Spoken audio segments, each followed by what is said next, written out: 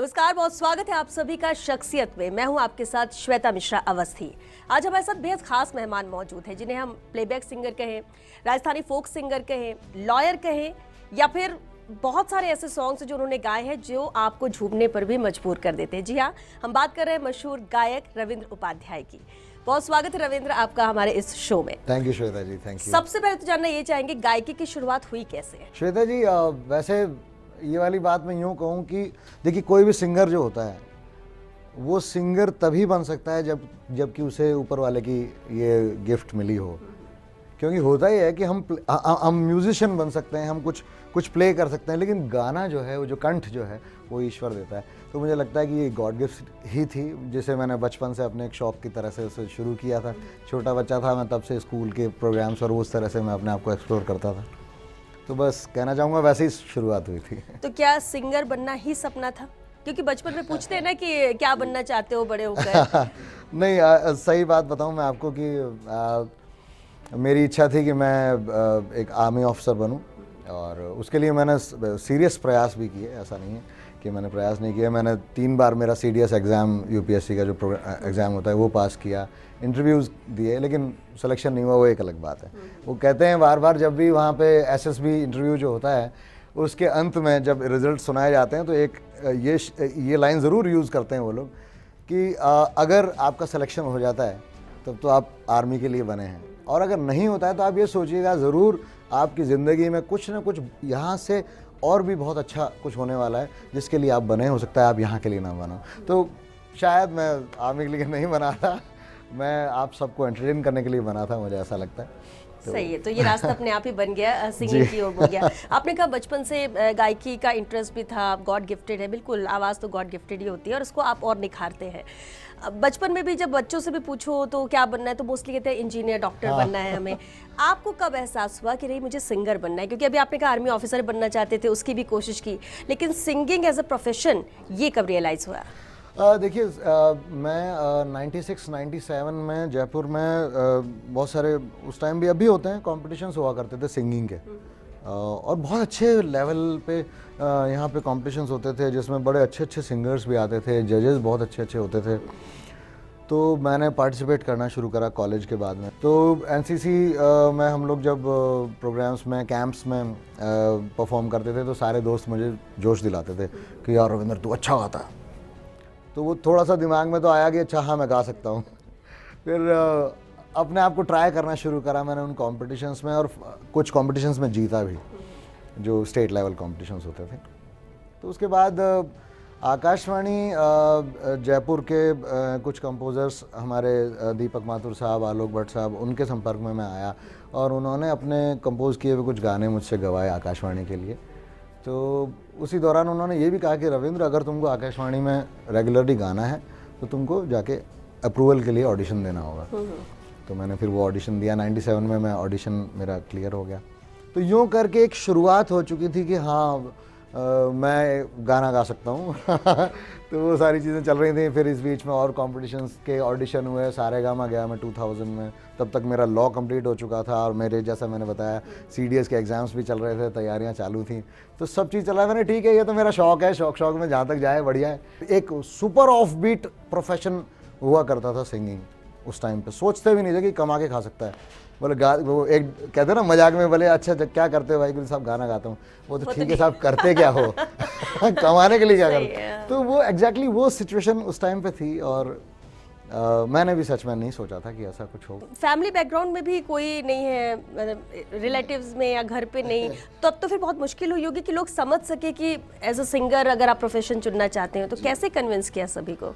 जब भी बात प्रोफेशन चुनने की आती है तो हम भारतीय परिवारों में, और सामान्यतः जो फैमिलीज जिनमें नौकरी करने वाले लोग होते हैं उसी से चलता है काम, तो उन लोगों को ये सब चीज़ें समझ नहीं आती हैं। और वास्तव में स्थितियाँ आज भी हम अगर देखें तो आज भी अगर आपकी फेस वैल्यू नहीं है तो आप उस तरह से पेड नहीं हो पा रहे हो। मतलब आप काम बड़ा अच्छा करो, सारी कुछ हो रही है, लेकिन एक प्रोफाइल धीरे धीरे बनती है, टेक्स टाइम। तो वो जो एक डर होता है ना घर वालों के मन में, वो जेन्युइन होता है, और उस डर की वजह से ही वो बच्चों को पुश करते हैं कि नहीं, किसी एक ऐसे प्रोफेशन में जाओ कि जिससे आप कमा के खा सको। सिंगर है, क्या करेगा? सही। सैमसंग सिंगर कॉन्टेस्ट भी हुआ था, सुपर सिंगर कॉन्टेस्ट, और उसने कैसे आपकी ज़िंदगी बदली, कैसे आपके इस प्रोफेशन को और कह सकते मजबूत किया? इस कंपटीशन के दौरान भी मैंने, जैसे सारेगामा के बारे में मैं आपको बता रहा था, मैं बस वैसे ही ऑडिशंस दिए जा रहा था। अदनान भाई यहाँ जयपुर आए थे ऑडिशन लेने के लिए, तो बहुत सारी भीड़ थी, मैं भी चला गया, मैं भी लग गया लाइन में, और शाम को 5 बजे तक लाइन में लगा रहा।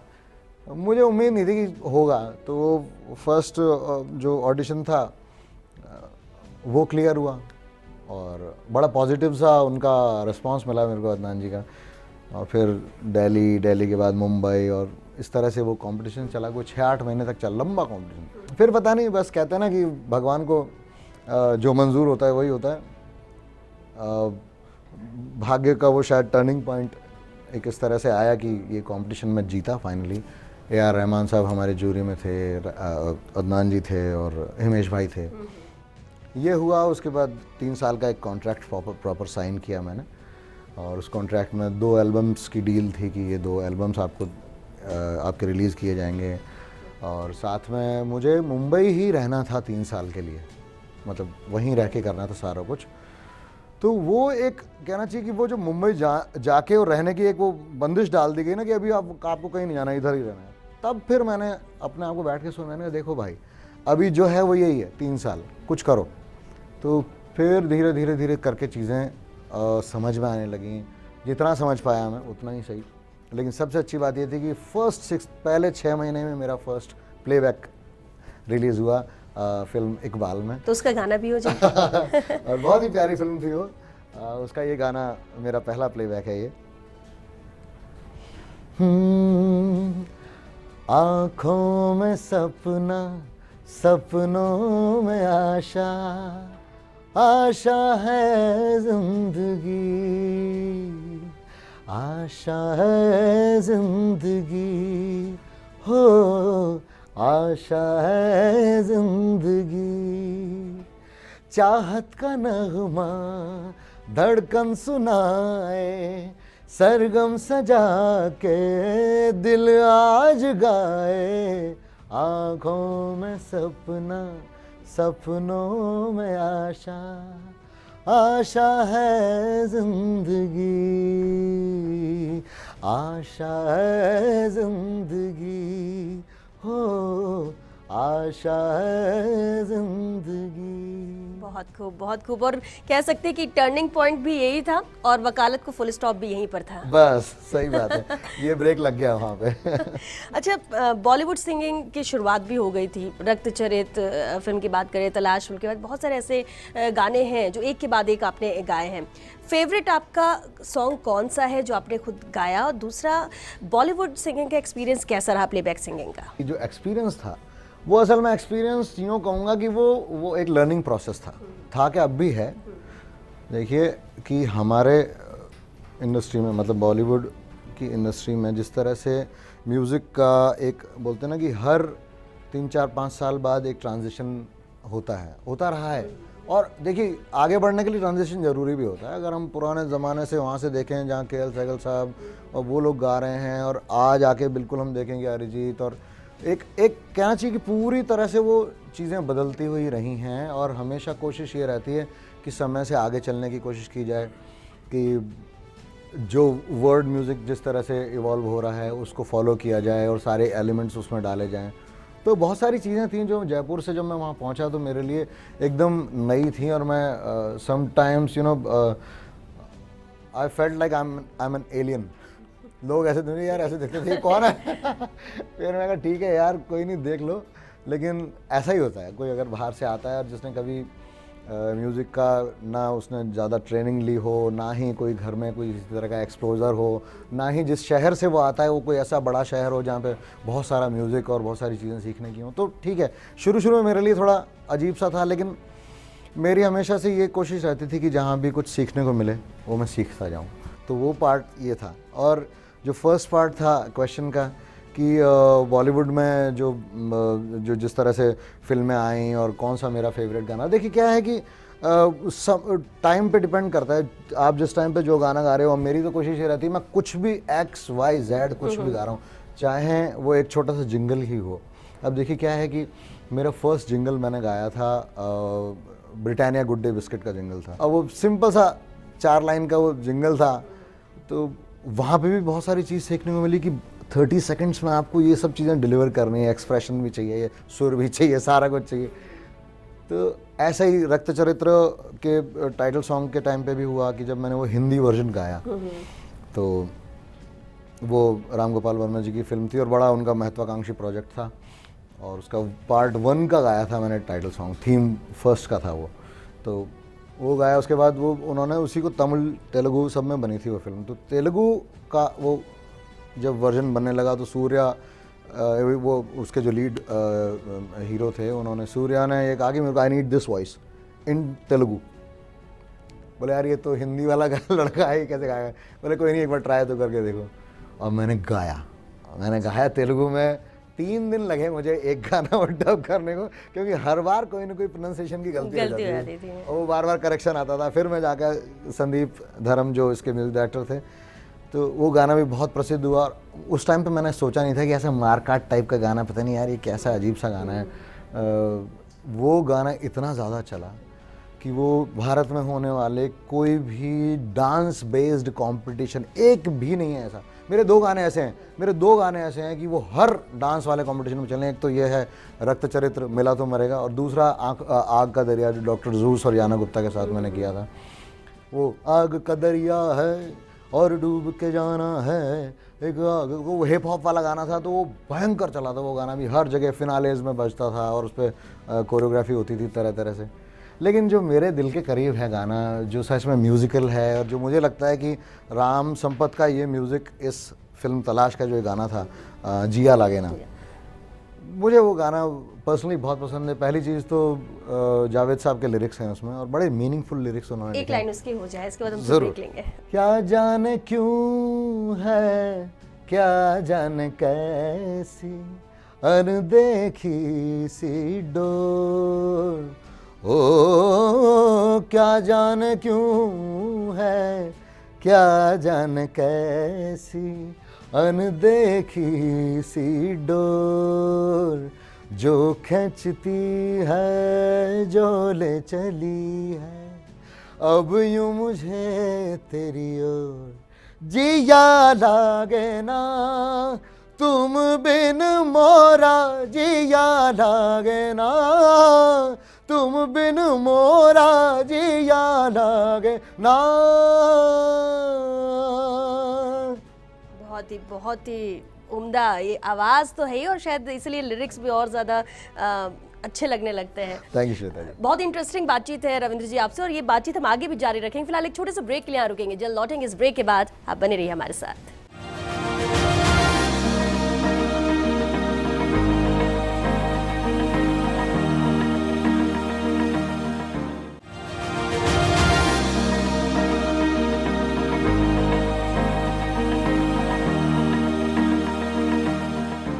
ब्रेक के बाद एक बार फिर आप सभी का बहुत स्वागत है। रविंद्र उपाध्याय लगातार हमारे साथ बने हुए। रविंद्र, एक बार फिर आपका बहुत स्वागत। हम क्योंकि बातचीत कर रहे हैं, और जब रविंद्र उपाध्याय की आवाज़ की बात करते हैं तो फिर प्लेबैक सिंगिंग हो, राजस्थानी फोक हो, बहुत सारी ऐसी चीज़ें, आपने वैरायटी ऑफ सॉन्ग्स गाए हैं।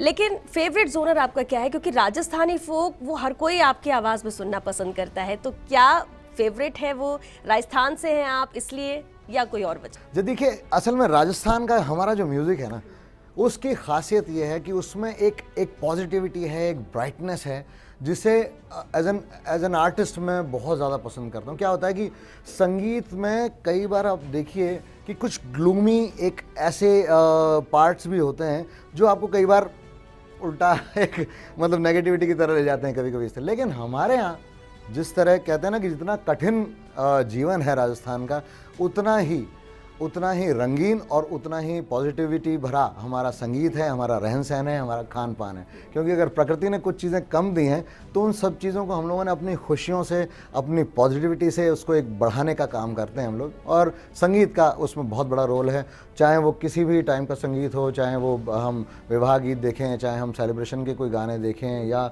विरह के गीत देखें, तो वहाँ पर भी आपको बड़ी पॉजिटिव सा विरह का गीत सुनाई देगा।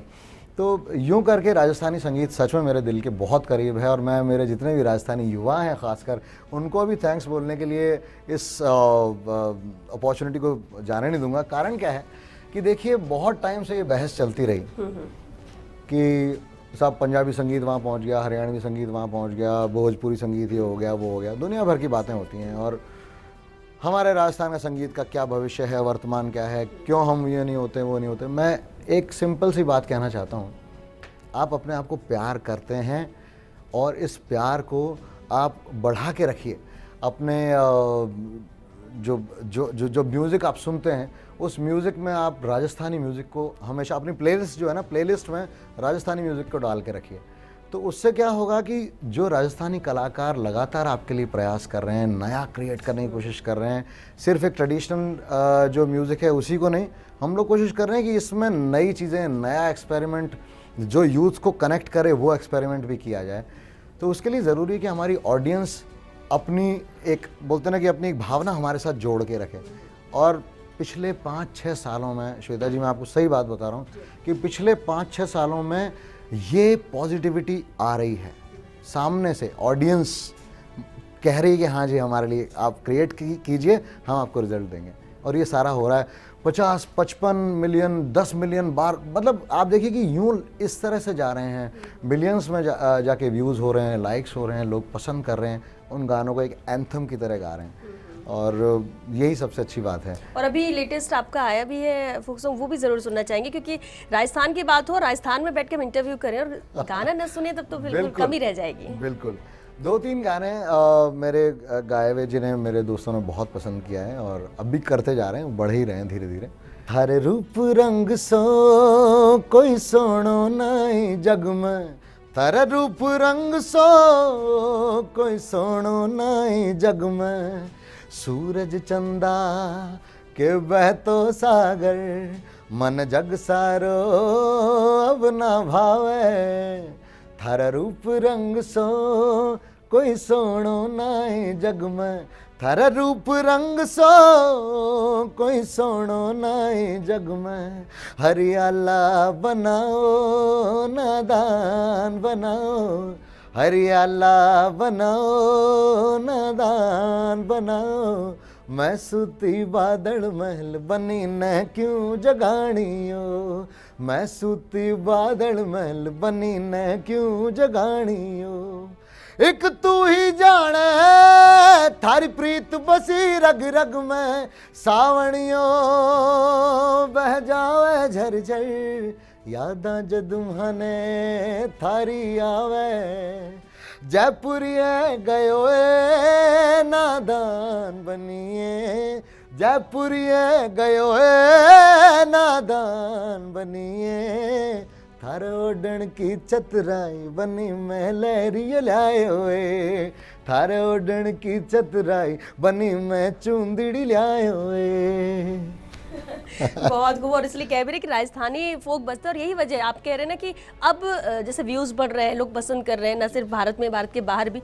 तो सिर्फ कई बार होता है कि लोगों को शब्द उतने समझ नहीं आते दूसरे स्टेट के, लेकिन ये म्यूज़िक ऐसा है ना कि वो झूमने को मजबूर कर देता है, और इसलिए इसकी पॉपुलैरिटी भी बहुत ज़्यादा बढ़ती है। अरे ये नज़र ज़रूर आता है। ज़रूर। और एक अहम सवाल ये भी कि आज के वक्त में, जैसे अभी हम बात भी करते, आपने कहा कि बदलाव होना भी ज़रूरी है, वक्त के साथ बहुत सारी चीज़ें बदलती गई, सिंगिंग में भी। आज के वक्त में कितना मुश्किल है किसी सिंगर के लिए इस्टेब्लिश होना? उतना ही मुश्किल है जितना आज से 50 साल पहले हुआ करता था। देखिए सही बात यही है कि हर एक सिंगर की अपनी अपनी एक पहचान होती है, उसकी एक स्टाइल ऑफ सिंगिंग होती है, उसकी एक टोन होती है जो आवाज़ आपको ये बता दे कि हाँ ये पर्टिकुलर सिंगर गा रहे हैं। तो होता ये है कि हम सामान्यतः ये सोचते हैं कि हम अगर फिल्मों में गाएंगे या फिल्मों के लिए गाएंगे तो हमारी एक फटाफट से एक पहचान बन जाएगी अलग, और ये सारा कुछ हो जाएगा। लेकिन ज़रूरी नहीं है कि हमारी टोन जो है वो किसी फिल्म के प्लेबैक के लिए बनी हो या सूट करती हो उस जगह पे।